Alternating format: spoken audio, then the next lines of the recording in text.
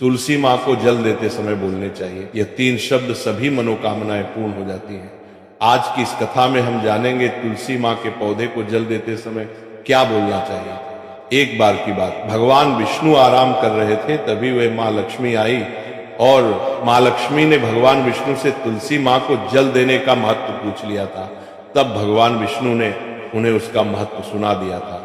आगे देवी माँ लक्ष्मी कहती हैं, हे स्वामी, आपने मुझे तुलसी माँ को जल देने का महत्व तो बता दिया है, किंतु अब मेरे मन में यह जानने की जिज्ञासा हो रही है कि तुलसी माँ को जल कैसे देना चाहिए। तुलसी माँ को जल देने की सर्वोत्तम विधि कौन सी है तथा तुलसी माँ को जल देने का मंत्र कौन सा है? कृपया आप मुझे इन सभी प्रश्नों का उत्तर दें।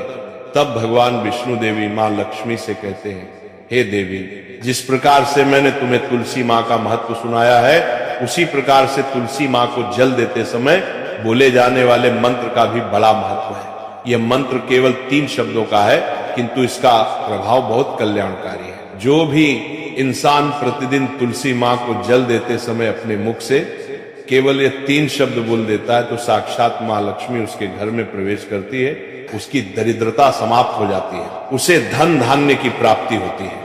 वह मंत्र बताने से पहले मैं आपको तुलसी माँ के इस मंत्र का महत्व सुनाता हूँ। इस महत्व को सुन लेने मात्र से ही इंसान के समस्त पाप नष्ट हो जाते हैं। उसे 1000 वर्षों तक तुलसी माँ को जल देने का पुण्य प्राप्त हो जाता है। इसीलिए देवी लक्ष्मी, आप इस कथा को ध्यान से पूरा जरूर सुने। देवी माँ लक्ष्मी कहती है, हे प्रभु, मैं इस कथा को पूरा अवश्य सुनूंगी, आप मुझे तुलसी माँ के मंत्र का महात्म्य सुनाइए। भगवान विष्णु कहते हैं, हे देवी लक्ष्मी, दक्षिण में एक अत्यंत शोभायमान नगरी थी। उस नगरी में रमेश नाम का एक खोटी बुद्धि का ब्राह्मण रहता था। पापियों का तो वह शिरोमणि था। उसका जन्म एक ऐसे ब्राह्मण परिवार में हुआ था जो पाप कर्म करने वाले शास्त्र ज्ञान से शून्य थे। वह जन्म से तो ब्राह्मण था, किंतु कर्म से वह अत्यंत दुराचारी था। वह न पूजा पाठ करता, न ध्यान करता, न जप, न हवन और न ही मेहमानों का सत्कार करता था। उसके द्वार पर आए मेहमानों को बिना दान किए ही क्रूरता पूर्वक भगा देता था।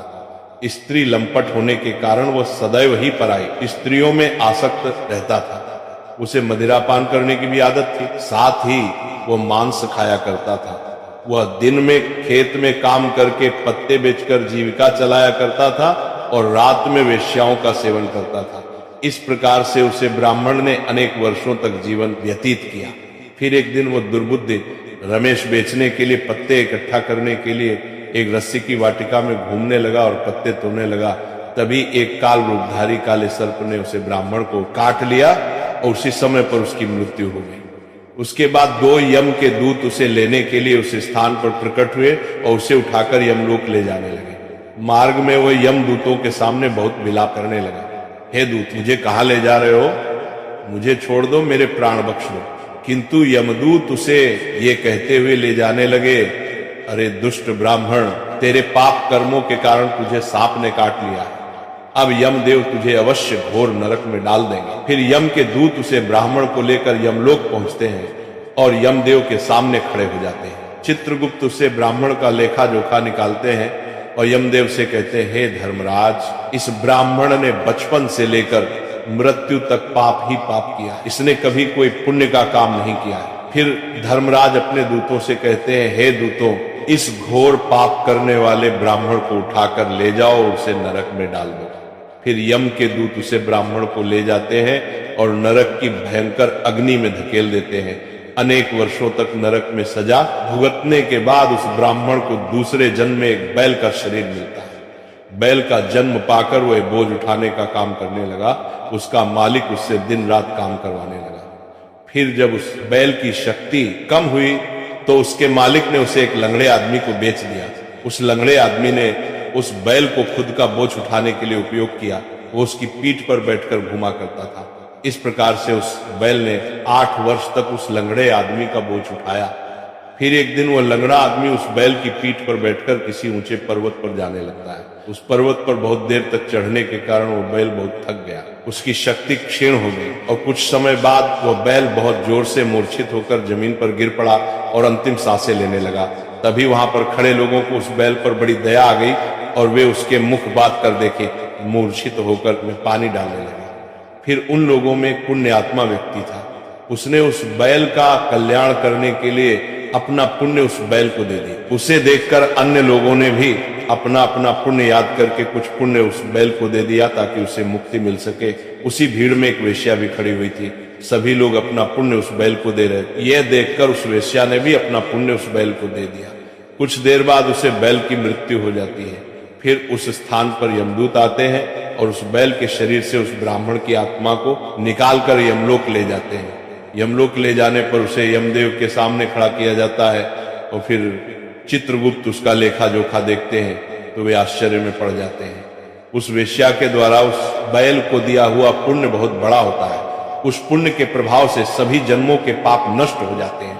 फिर यमदेव उस ब्राह्मण के सभी पाप क्षमा करते हैं और कहते हैं, हे ब्राह्मण, उस वैश्या ने तुझे अपना पुण्य देकर तुझ पर बड़ा उपकार किया है। केवल उसी के पुण्य के कारण तुम्हारे सब जन्मों के पाप नष्ट हो गए हैं और यमदेव उसे फिर से इंसान जन्म प्रदान करते हैं। बार वो पृथ्वी पर आकर एक उत्तम ब्राह्मण कुल में जन्म लेता है। उस महापुण्य के प्रभाव से उसे इस नए जन्म में अपने पूर्व जन्म की बातें याद आने लगती हैं। जब वो ब्राह्मण बड़ा हो जाता है तो उसे याद आता है कि पिछले जन्म में जब वो बैल था तब एक वेश्या ने उसे उसका पुण्य दे दिया था। इसीलिए उसके मन में उस वेश्या के बारे में जानने की इच्छा होती है और उसे महापुण्य के बारे में जानने के लिए उस वेश्या का पता लगाकर उसे ढूंढते हुए उसके नगर में चला जाता है। वह वेश्या बूढ़ी हो चुकी थी। फिर जब उसे वो वेश्या मिल जाती है तो वो उसके सामने जाकर उसे बार बार प्रणाम करता है और उस वेश्या का धन्यवाद करने लगता है। वह वेश्या कहने लगती है, हे ब्राह्मण श्रेष्ठ, आप कौन हैं और किस कारणवश आप मुझ में वेश्या को धन्यवाद दे रहे हैं? मैंने आपका कौन सा कार्य किया है जो आप मुझे नमस्कार कर रहे हैं?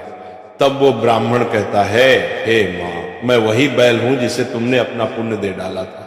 अपने पाप कर्मों के कारण मुझे पिछले जन्म में बैल होना पड़ा था। उस पर्वत पर जब मैं मर रहा था तो तुमने मुझे अपना पुण्य दिया था। तुम्हारे पुण्य के प्रभाव से ही आज मुझे फिर से इंसान जन्म मिला है। तुम्हारे द्वारा दिए गए उस पुण्य के कारण मुझे अपने पूर्व जन्म की सारी बातें याद है। किंतु हे माँ, मैं आज यहाँ पर ये जानने के लिए आया हूँ कि तुमने मुझे उस समय पर अपना कौन सा पुण्य दिया था जिस कारण से मेरे सभी जन्मों के पाप नष्ट हो चुके हैं।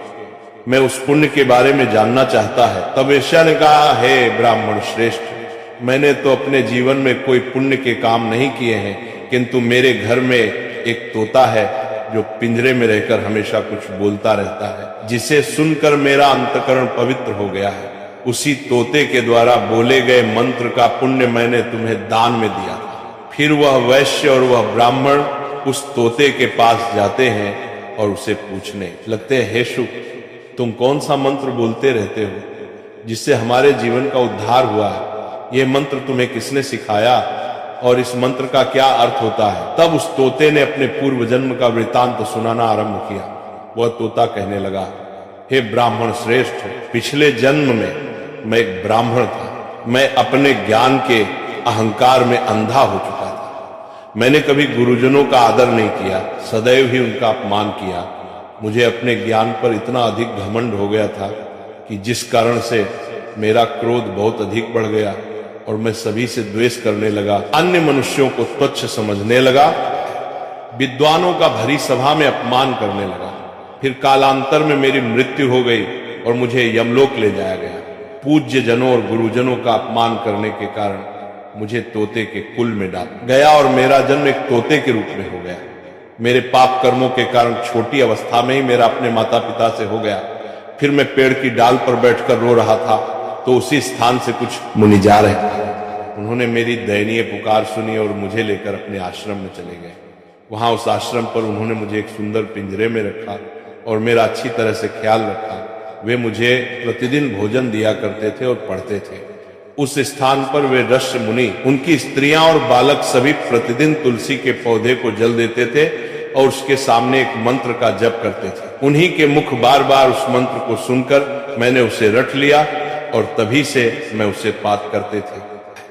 मंत्र को जान गया हूं और वही मंत्र मैं दिन रात बोलता हूं। उस मंत्र के प्रभाव से मेरी कभी मृत्यु नहीं हुई और मेरी आयु 100 वर्ष की हो गई और मैं इतने वर्षों तक जीवित रहा। इसी बीच एक रात को एक चोर उस स्थान पर आ गया और उसने मुझे वहां से चुरा लिया और फिर इस वेश्या ने मुझे उस चोर से खरीद लिया। इस वेश्या के घर पर आने के बाद भी मैं उस मंत्र को बोलता रहता था, जिसे सुनकर इस वेश्या का मन भी पवित्र हो गया और वेश्या का काम छोड़कर भगवान विष्णु की भक्ति करने लगी। उसी मंत्र के प्रभाव से मेरे पूर्व जन्मों के सभी पाप नष्ट हो गए और इसी मंत्र के प्रभाव से इस वेश्या का भी अंतःकरण पवित्र हो गया। हे ब्राह्मण देवता, इस मंत्र के पुण्य से आप भी पाप मुक्त हो गए हैं। इस प्रकार से तोते ने उस ब्राह्मण को और उस वेश्या को सारा वृतांत सुना दिया, जिसे सुनकर वह ब्राह्मण और वेश्या दोनों ही अत्यंत प्रसन्न हुए और फिर वे दोनों ही प्रतिदिन तुलसी माँ को जल देकर उस मंत्र का जाप करने लगे। फिर वह वेश्या और वह ब्राह्मण तीनों उस मंत्र के प्रभाव से दिव्य विमान में बैठकर विष्णु लोक को चले गए। भगवान विष्णु कहते हैं, हे देवी माँ लक्ष्मी, देखा आपने, केवल तुलसी माँ के इस मंत्र के प्रभाव से उस तोते के, उस वेश्या के और उस ब्राह्मण के सभी पाप नष्ट हो गए। इसीलिए प्रत्येक इंसान को रोज तुलसी माँ को जल देते समय इस एक मंत्र का उच्चारण अवश्य करना चाहिए। हे देवी, वह मंत्र इस प्रकार है, इसे तुम ध्यान से सुनो। ओम वृंदावनी स्वाहा, ओम वृंदावन स्वाहा।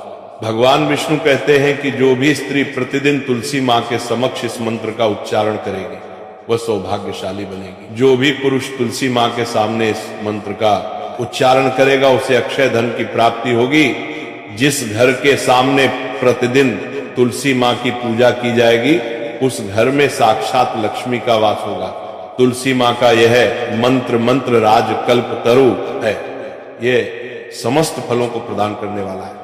अतः जो भी तुलसी माँ के सामने इस मंत्र का उच्चारण करेगा उसे संपूर्ण सिद्धियां प्राप्त होंगी।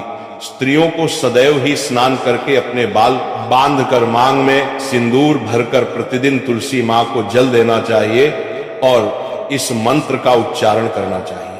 रोज तुलसी माँ के पौधे की परिक्रमा करनी चाहिए, इससे सभी दोष नष्ट हो जाते हैं। प्रतिदिन शाम के समय तुलसी माँ के पास दीपक जलाना चाहिए और तुलसी माँ के पास बैठकर भगवान विष्णु की आराधना करनी चाहिए। तुलसी माँ के पास दीपक जलाने से इंसान को धन धान्य की प्राप्ति होती है। हजारों अमृत के घड़ों से नहलाने पर भी श्री हरि को उतनी तृप्ति नहीं होती जितनी वे मनुष्यों के द्वारा तुलसी माँ का एक पत्ता चढ़ाने से प्राप्त करते हैं। 10,000 गाय के दान से मानव जो फल प्राप्त करता है वही फल तुलसी माँ पत्र के दान से पा लेता है। जो मृत्यु के समय अपने मुख में तुलसी माँ पत्र का जल पा जाता है वह संपूर्ण पापों से मुक्त होकर भगवान विष्णु के धाम जाता है। भगवान विष्णु कहते पूर्णिमा, अमावस्या, द्वादशी और सूर्य संक्रांति के दिन मध्याह्न काल, रात्रि और अशौच के समय तेल लगाकर बिना स्नान किए अथवा बिना हाथ पैर धोए रात्रि के वस्त्र पहनकर तुलसी माँ के पत्र तोड़ता है वह महापाप होता है। श्राद्ध, व्रत, दान, प्रतिष्ठा तथा देव पूजा के लिए तोड़े हुए तुलसी माँ पत्र बासी होने पर भी 3 रात्रि तक पवित्र ही रहते हैं। तुलसी माँ का एक एक पत्ता न तोड़कर पत्तियों के साथ अग्रभाग को तोड़ना चाहिए। तुलसी माँ की मंजरी सब फूलों से बढ़कर मानी जाती है। मंजरी तोड़ते समय उसमें पत्तियों का रहना भी आवश्यक माना गया है। पूज्य भाव से पौधे को हिलाए बिना तुलसी माँ के अग्रभाग को तोड़ना चाहिए, इससे पूजा का फल लाख गुना बढ़ जाता है। तुलसी माँ के पत्तों को कभी नाखून से नहीं तोड़ना चाहिए, इससे पाप लगता है। रात्रि में तुलसी माँ के पौधे को स्पर्श ना करें अथवा उसके पत्ते ना तोड़े, ऐसा करना अशुभ माना गया है। रात्रि में तुलसी माँ का पौधा निद्रा अवस्था में होता है, ऐसे में पत्ते तोड़ने पर पाप ही लगता है। गुरुवार के दिन तुलसी माँ के पौधे में थोड़ा सा कच्चा दूध अर्पित करें। दूध चढ़ाते समय ओम नमो भगवते वासुदेवाय नमः इस मंत्र का जाप अवश्य करना चाहिए। तुलसी माँ के पौधे के पास शालिग्राम रखें और उस पर तिल चढ़ाएं। पूजा में तुलसी माँ और शालिग्राम को दूध में भीगी हल्दी का तिलक अवश्य करें। शालिग्राम पर तुलसी माँ पत्र रखकर चंदन लगाना चाहिए। अगर कोई महिला मासिक धर्म से है तो वह तुलसी माँ की पूजा ना करे। मासिक धर्म के दौरान तुलसी माँ को स्पर्श करने से घोर पाप लगता है, इससे स्त्री की दुर्गति होती है। तो भक्तों, इस प्रकार से भगवान विष्णु ने देवी माँ लक्ष्मी को, तुलसी माँ को जल देने के मंत्र का महत्व सुनाया है। राधे राधे। तो यह शिव विष्णु दोनों की कृपा का योग बन जाता है। यही वजह है कि मार्गशीर्ष सोमवार को तुलसी माता की आराधना करना अत्यंत फलदायी माना गया है। पूजा का सही समय और विधि, भक्तजनों मार्गशीर्ष सोमवार के दिन सूर्योदय से पहले उठें, अपने आप को शुद्ध करें, स्नान करें और स्वच्छ वस्त्र धारण करें। फिर तुलसी माता के पास दीपक जलाएं, या दीपक घी का हो तो अति श्रेष्ठ है। तुलसी नमः मंत्र से 11 बार मां तुलसी का स्मरण करें। इसके बाद तुलसी माता की परिक्रमा 11 या 21 बार करें और फिर जल अर्पित करें।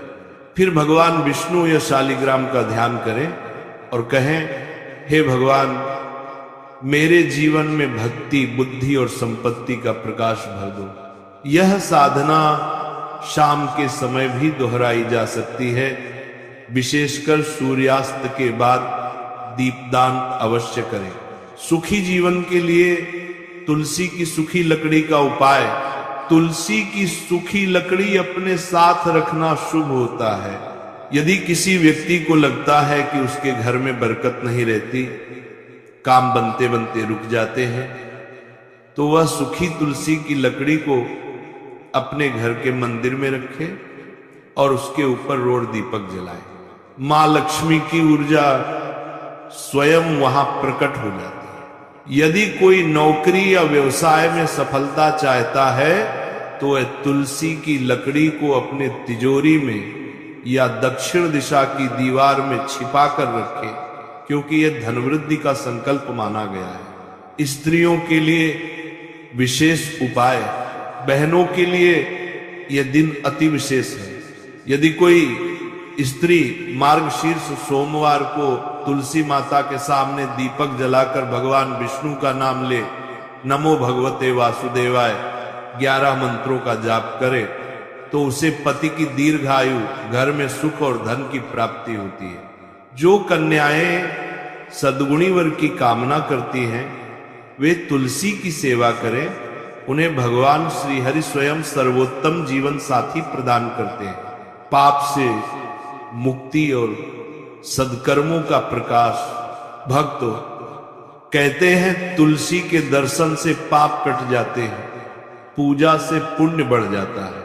यदि कभी हमसे कर्मों में त्रुटि हो गई हो, मन अशांत हो, जीवन में भटकाव आ गया हो, तो बस मां तुलसी से माफी मांग लो और कह दो, माता अब मुझे भक्ति का मार्ग दिखाओ। जो ये भाव रखता है उसे भगवान स्वयं अपने कर्मों से उठाकर सफलता के शिखर तक पहुंचा देते हैं। भक्ति और धन का संबंध, धन पाने का मार्ग केवल मेहनत नहीं है, भक्ति भी है। भक्ति से मिलने वाला धन सदैव टिकता है। जो भक्ति करते हैं उनका भाग्य अपने आप बदल जाता है। तुलसी माता के आंगन में दिया जलाने वाला कभी अंधकार में नहीं रहता। भक्ति का फूल, तुलसी का आशीर्वाद, प्रेम से कहिए, जय श्री तुलसी माता की। जब आप ये कहते हो तो मां तुलसी आपके हृदय में वृंदावन सा शुद्ध भाव भर देती है। तब जीवन में हर दुख, हर रुकावट खुद दूर हो जाती है। अंत का संदेश भक्ति से बड़े कोई उपाय नहीं। धन चाहो तो भक्ति से मांगो, शांति चाहो तो तुलसी से मांगो, और सफलता चाहो तो भगवान से मांगो, मगर प्रार्थना में स्वार्थ न। तुलसी माता के सामने बैठो, उनकी पत्तियों की खुशबू लो और मन ही मन कह दो, मां मेरे जीवन में भक्ति का सूरज उगाओ। बस यही सबसे बड़ा उपाय है। तुलसी माता के दिए के प्रकाश में जब तुम अपनी आंखें बंद कर लेते हो तो वहां केवल प्रकाश नहीं बल्कि भगवान स्वयं तुम्हारे हृदय में विराज जाते हैं। तो भाइयों बहनों, इस मार्गशीर्ष सोमवार को केवल धन के लिए नहीं, भक्ति के लिए तुलसी माता की पूजा करो। धन तो आएगा ही, साथ में मन की शांति, घर का सुख और जीवन का प्रकाश भी मिलेगा। प्रेम से बोलिए, जय श्री तुलसी माता की। हर हर महादेव। जय श्री हरि की। दीपक जलाएं या दीपक घी का हो तो अति श्रेष्ठ है। तुलसी नमः मंत्र से 11 बार मां तुलसी का स्मरण करें। इसके बाद तुलसी माता की परिक्रमा 11 या 21 बार करें और फिर जल अर्पित करें। फिर भगवान विष्णु या शालिग्राम का ध्यान करें और कहें, हे भगवान, मेरे जीवन में भक्ति, बुद्धि और संपत्ति का प्रकाश भर दो। यह साधना शाम के समय भी दोहराई जा सकती है। विशेषकर सूर्यास्त के बाद दीपदान अवश्य करें। सुखी जीवन के लिए तुलसी की सूखी लकड़ी का उपाय। तुलसी की सूखी लकड़ी अपने साथ रखना शुभ होता है। यदि किसी व्यक्ति को लगता है कि उसके घर में बरकत नहीं रहती, काम बनते बनते रुक जाते हैं, तो वह सूखी तुलसी की लकड़ी को अपने घर के मंदिर में रखे और उसके ऊपर रोड दीपक जलाए। मां लक्ष्मी की ऊर्जा स्वयं वहां प्रकट हो जाती है। यदि कोई नौकरी या व्यवसाय में सफलता चाहता है तो वह तुलसी की लकड़ी को अपने तिजोरी में या दक्षिण दिशा की दीवार में छिपा कर रखे, क्योंकि यह धनवृद्धि का संकल्प माना गया है। स्त्रियों के लिए विशेष उपाय। बहनों के लिए यह दिन अति विशेष है। यदि कोई स्त्री मार्गशीर्ष सोमवार को तुलसी माता के सामने दीपक जलाकर भगवान विष्णु का नाम ले, नमो भगवते वासुदेवाय 11 मंत्रों का जाप करे, तो उसे पति की दीर्घायु, घर में सुख और धन की प्राप्ति होती है। जो कन्याएं सद्गुणी वर की कामना करती हैं, वे तुलसी की सेवा करें। उन्हें भगवान श्री हरि स्वयं सर्वोत्तम जीवन साथी प्रदान करते हैं। पाप से मुक्ति और सदकर्मों का प्रकाश। भक्तों, कहते हैं तुलसी के दर्शन से पाप कट जाते हैं, पूजा से पुण्य बढ़ जाता है। यदि कभी हमसे कर्मों में त्रुटि हो गई हो, मन अशांत हो, जीवन में भटकाव आ गया हो, तो बस मां तुलसी से माफी मांग लो और कह दो, माता अब मुझे भक्ति का मार्ग दिखाओ। जो ये भाव रखता है उसे भगवान स्वयं अपने कर्मों से उठाकर सफलता के शिखर तक पहुंचा देते हैं। भक्ति और धन का संबंध, धन पाने का मार्ग केवल मेहनत नहीं है, भक्ति भी है। भक्ति से मिलने वाला धन सदैव टिकता है। जो भक्ति करते हैं उनका भाग्य अपने आप बदल जाता है। तुलसी माता के आंगन में दिया जलाने वाला कभी अंधकार में नहीं रहता। भक्ति का फूल, तुलसी का आशीर्वाद, प्रेम से कहिए, जय श्री तुलसी माता की। जब आप ये कहते हो तो मां तुलसी आपके हृदय में वृंदावन सा शुद्ध भाव भर देती है। तब जीवन में हर दुख, हर रुकावट खुद दूर हो जाती है। अंत का संदेश भक्ति से बड़े कोई उपाय नहीं। धन चाहो तो भक्ति से मांगो, शांति चाहो तो तुलसी से मांगो, और सफलता चाहो तो भगवान से मांगो, मगर प्रार्थना में स्वार्थ न। तुलसी माता के सामने बैठो, उनकी पत्तियों की खुशबू लो और मन ही मन कह दो, मां मेरे जीवन में भक्ति का सूरज उगाओ। बस यही सबसे बड़ा उपाय है। तुलसी माता के दिए के प्रकाश में जब तुम अपनी आंखें बंद कर लेते हो तो वहां केवल प्रकाश नहीं बल्कि भगवान स्वयं तुम्हारे हृदय में विराज जाते हैं। तो भाइयों बहनों, इस मार्गशीर्ष सोमवार को केवल धन के लिए नहीं, भक्ति के लिए तुलसी माता की पूजा करो। धन तो आएगा ही, साथ में मन की शांति, घर का सुख और जीवन का प्रकाश भी मिलेगा। प्रेम से बोलिए, जय श्री तुलसी माता की।